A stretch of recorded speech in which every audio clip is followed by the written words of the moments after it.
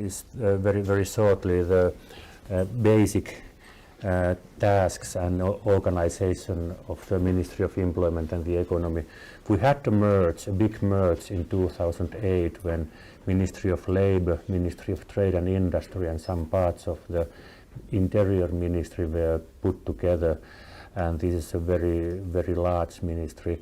In the Finnish context, we have 6 departments in the low level in the picture: regional department, energy department, enterprise and innovation, knowledge management department, labor and trade department, and employment and entrepreneurship.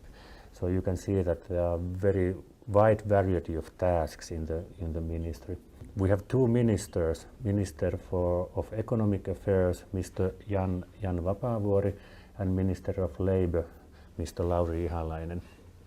Labor Minister is responsible for employment and entrepreneurship, Labor and Trade Department, and Minister of Economic Affairs is responsible for Regional Department, Energy Department, Enterprise and Innovation, and they are jointly responsible for Knowledge Management Department.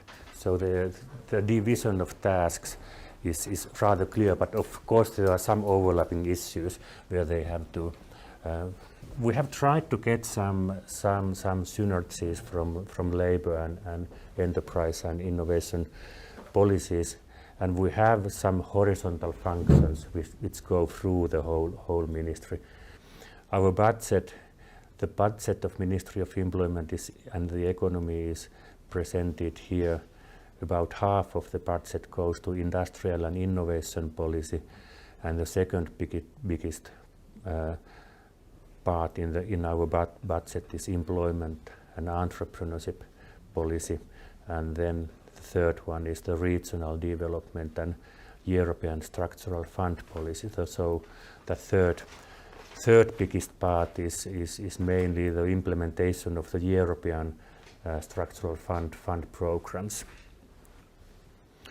If I go very shortly some main points of the labor market trends, labor market data in Finland, we see that these change, these lines are describing the change in the GDP and change in employment, and at the moment we are below 0 level, so our economy is not running well at the moment, and also the number of employed people and the employment rate is decreasing. The whole decade from the year 200, time of big growth, and the employment and GDP were increasing almost all the time until there was the bad economic recession. The financial crisis started in 2008, and our economy suffered a lot in the financial crisis because we are very dependent on export. Finnish economy is very dependent on export. We have ICT, forest and metal industries very well represented in our industrial structure, and that is the reason that when there was a global downturn, so our export diminished a lot, and after that there hasn't been any period of big growth. Our GDP collapsed in 2009 on the average 8%. That was a big collapse in the GDP. The employment didn't collapse as much because there are very many reasons: age, structure of the society, and shortage of the working age population. So there was some factors which limited the collapse of employment. But after all, at the moment, we are still dependent on export, and when our important sectors are declining, so it's very important to find new growth, and I think Sakari will tell you more the policies and actions on that. By the way, 2009 period was the global financial crisis period, right? Yeah. So all the countries around the world experienced the same trend. Yeah. Do you have, you can find any correlation between the recent trend and the Nokia's bad performance? There are connections Yes, but I cannot tell any figures. I'm not. I don't know the figures how big part Nokia represents in our GDP, but it's clear that Nokia has played a big role in the Finnish economy. After the declining numbers of smartphone sales in Nokia, the share of the Finnish GDP is very much lower than before. But I can say that our problems in declining export is more structural. It's not only the Nokia. There are bigger reasons behind that, and I think, Sakari, you can take those issues more if you can. What are the problems in our export sector at the moment? But that's exploding startups. but it's clear that the Finnish economy has to create new growth areas. It's not only the ICT and not only Nokia.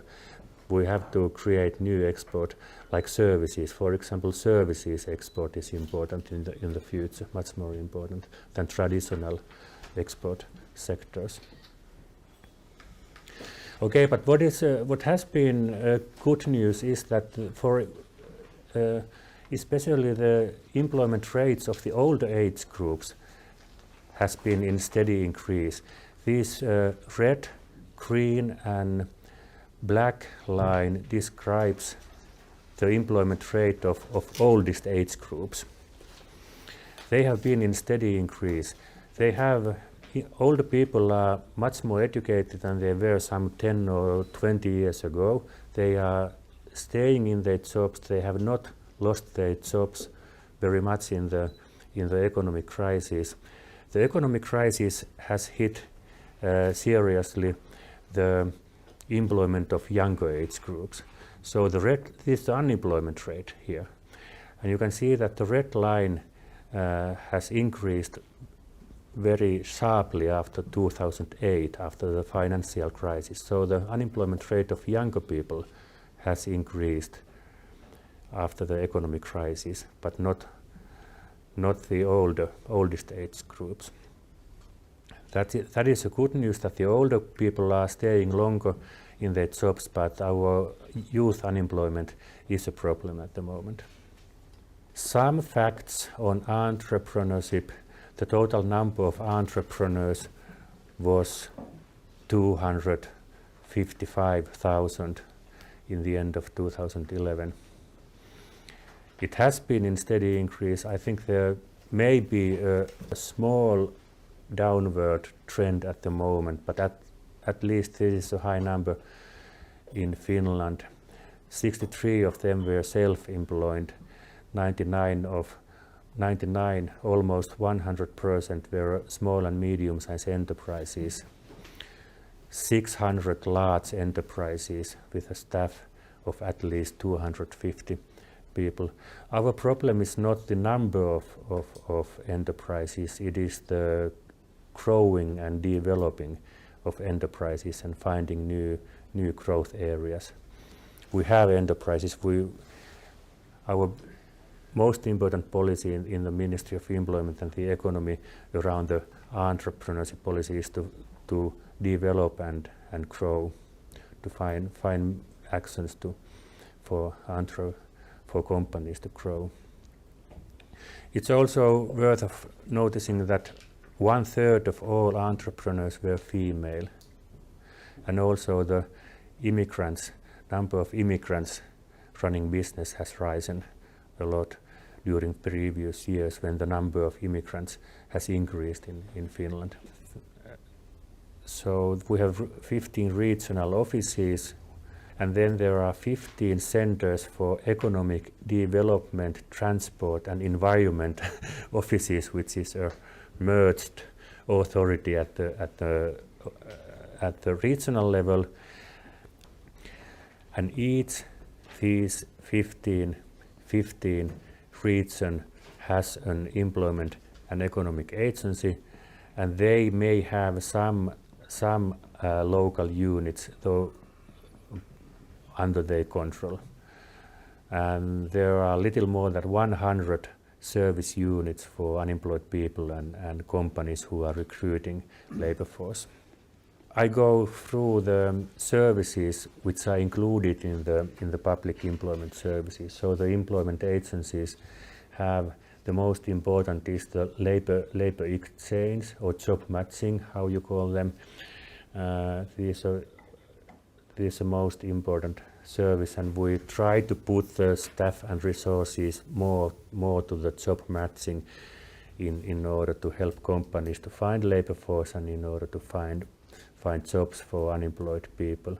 We also have rather normal information and guidance services where we give information and help to unemployed job seekers to find education and job. Then we have skills development programs. The labor market training is the most important program in skills development. I can show you these statistics that the second row. The average level of participants in labor market training is 27 and a bit more thousand.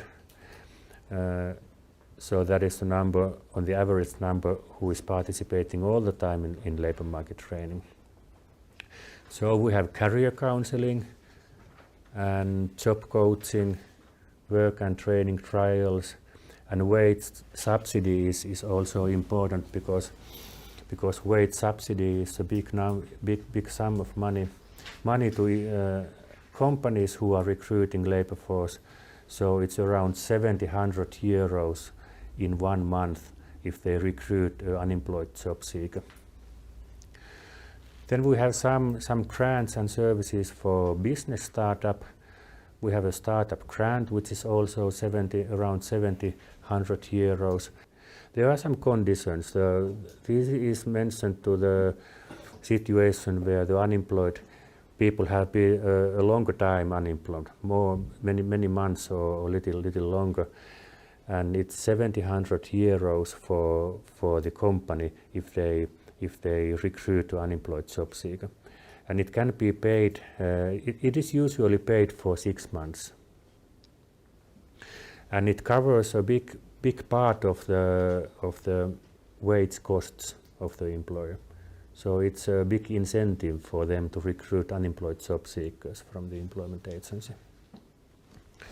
We also have tools in the employment agencies for skills mapping of unemployed job seekers, assessment of work ability, and so on. We can't go through all of them. All employment agencies in Finland have 3 service lines. The first line is for those people who are ready to take a job, and the first line is also for companies who are recruiting new labor force. It's the employment and enterprise services. And the second service line is the competence development services, and it's mentioned for job seekers who are not ready for a job because they need some extra education or training, and we can provide labor market training for those people, or we can guide them to normal education system. And the third line is supported employment services, is mentioned for those people who have difficulties to find a job from the open labor market. And this third line is implemented in close cooperation with the municipalities who are responsible for social and health services, and usually these are the people who are not ready to take a job because they need some other services like social and health, so they have some obstacles to find a job. I think I like to stress one thing in the end of my presentation. This is a focus of recruitment services and focus on serving companies better than before. We are changing the operational model of the employment services so that our main task is the matching of the needs of the different actors of the labor market. So we try to fulfill the open vacancies very shortly, very rapidly, and give good offers to job seekers to find a job rapidly from the company. We try to be more proactive. We contact employers more from the employment agencies, and there's a change in the emphasis of the services to help people to find a job very, very rapidly. And also some services of business startup are even more important in the package of tools in the employment agencies. What are the services for enterprises and employers? They are job matching, as I said. We also have training possibilities for companies and job seekers. We have so-called change security model, which is meant to be a fast action program in big dismissals. When there is a big company at the local level and there is a case of big dismissals, more than 10 persons at the same moment. So we can go on, the employment agencies go inside the company and they start the actions rapidly inside the company and try to find the new jobs for dismissed people soon. The new Korean government is one of the main targets for the employment is the boosting employment rate over 70%. Now the Korean employment rate is just 63 or 62. We have made an enormous effort to increase the employment rate, but still the employment rate is something the early 60s. And then the Finnish case is very, very interesting because one of the solutions for the Korean government is now thinking is that we want to increase the part-time job. Mm-hmm. But the Finnish case is something different because the part-time portion is below the average of the Eurozone or EU. So, which is much more different from the other Scandinavian countries or Nordic countries. So, without this kind of the part-time job, you are now maintaining some 70% of employment rate, which is very interesting to us. Yeah, part-time job could be increased in Finland, and it is an important aspect in increasing the employment rate of older people. But actually, it's not very common way in Finland. It's not so typical as in Sweden, for example. In Sweden, the explanation of high employment rate, one important explanation is that older people are doing part-time jobs in Sweden, and they can stay longer in their jobs. Actually, I don't know the exact reason for that. It's possible, of course, the employer and the employee can agree on doing part-time job, but it's not widely used. So don't you have any plan to boost part-time? It's up to employer and employee how they agree on their employment contract. We don't have any tool. The government does not have any straightforward tool to say to employers, now you have to take your employees in part-time jobs, because they can agree what kind of contract they are doing. The government can have subsidies or part-time pensions or pre-pension schemes to help to do part-time job in their older ages. But actually the Finnish policy, and it's an important policy, and I agree on that, is that we have cut the pre-pension schemes in order to lengthening the working lives of the older people, because the former pre-pension programs, those people who could stay longer at the working life, they left out because there were good economical financial possibilities to retiring. And now we have a policy to raise the effective retirement age. So the pre-pension schemes have been cut, and I don't actually know, there are not any other tools to encourage employers to make part-time contracts. The wage differential between part-timers and the regular employees. Wage differences. Yeah. I mean hourly or per day. Not in hour, not in. For Not- example, the regular employee gets $10 a day, part-timers a day $5, that kind of discrimination. I think not like that, because the collective agreements have regulation on that, and it's not possible to have a lower wage for 1 hour in part-time job compared to full-time job. The same wage then, anyway, the hourly wage is Hourly same. wage, yes, I think so. But we don't have any minimum wage legislation in Finland. The bargaining system and wage formation is totally under the responsibility of social partners, and the collective agreements have the regulation for that, and the variety of collective agreements is very big, because there are many sectors which have collective agreements. So But what is the unionization rate in Finland?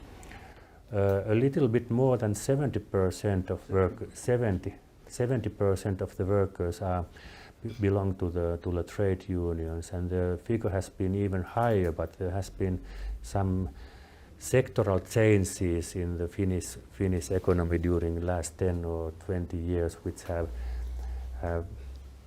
decreased the number of membership, union membership. But it's normal in Finland to belong to union.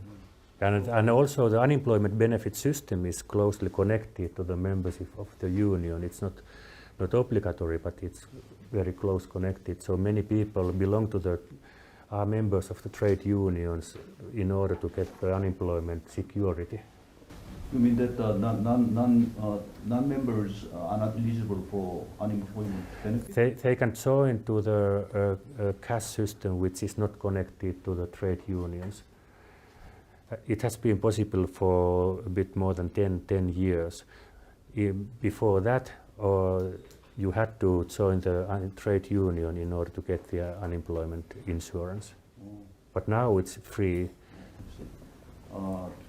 How about the employment rate of women Women, it's high in Finland.